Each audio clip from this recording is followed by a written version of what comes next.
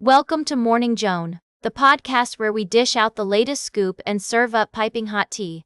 We've got a fascinating story to kick off our show, straight from the world of polo and luxury. You know I love a good tale of horses, handsome men, and high society, and today's story has it all. Polo star Nacho Figueras, yes, that Nacho Figueras, the one who's been making hearts swoon for years, is on a mission to bring polo to the masses. And by masses, I mean the kind of people who can afford to attend exclusive events in West Sussex and sip champagne with the likes of Andrew Scott and Gwendolyn Christie.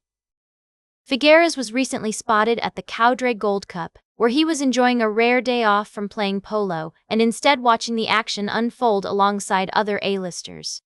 But what's really interesting is that Figueras has big plans to make polo more accessible and exciting for a wider audience. He's talking about creating events that are like the F1 version of polo. Think high-octane action, gorgeous locations, and of course, plenty of style.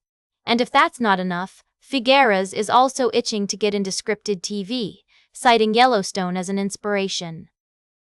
Can you imagine a show that combines the gritty drama of Yellowstone with the glamour of polo? I would totally watch that.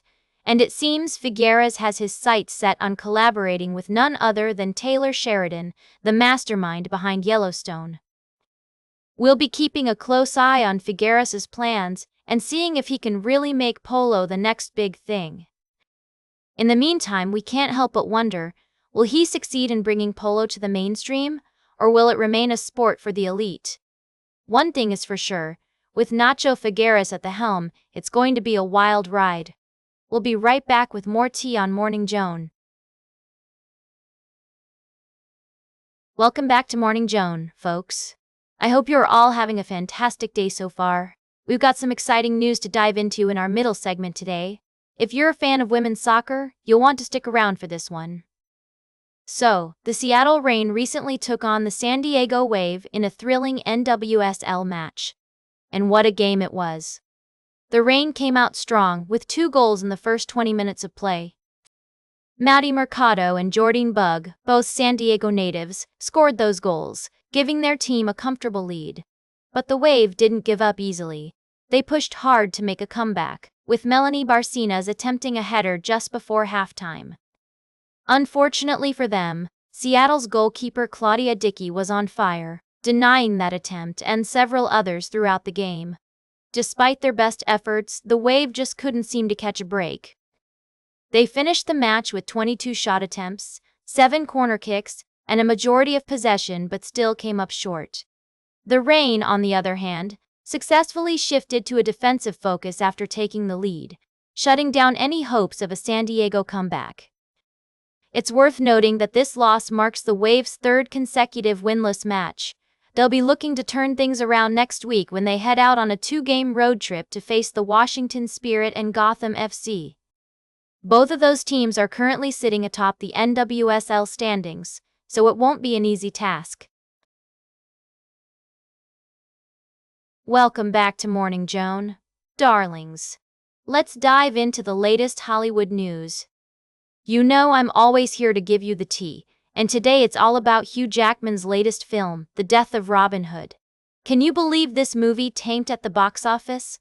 I mean, Hugh Jackman is a talented actor, but apparently, his take on the legendary outlaw just didn't resonate with audiences.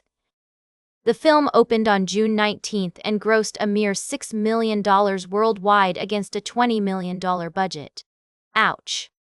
Now, I know some of you might be thinking, but Joan, what about the critics? Well, let me tell you, they were somewhat kinder to the film, giving it a 66% fresh score on Rotten Tomatoes. However, audiences were less impressed with a 56% rotten score. It seems that while Hugh Jackman's performance was praised, the film's grim take and excessive violence might have been a turnoff for some viewers. The good news is that if you're still curious about this film, it's now available to purchase on PVOD platforms like Prime Video for $24.99 or Rent for $19.99. So, if you're feeling adventurous and want to see Hugh Jackman's gritty portrayal of Robin Hood, now's your chance. That's all for today's Morning Joan. Remember to like, share, and subscribe, and until next time, stay fabulous.